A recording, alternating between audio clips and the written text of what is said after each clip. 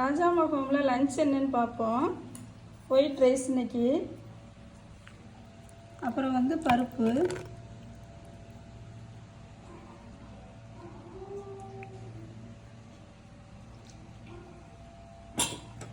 பருப்புக்கு வந்து நெய். இந்த நெய் வந்து காய்ச்சத வீடியோ வந்து நான் போட்டிருக்கேன், கீழே லிங்க் கொடுக்குறேன், நீங்கள் பாருங்கள். வீட்டில் காய்ச்சின நெய் இது. பொட்டேட்டோ பொரியல், கேரட் பீன்ஸ் பொரியல்,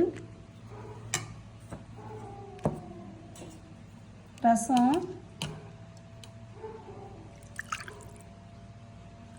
தக்காளி ரசம் இன்னைக்கு.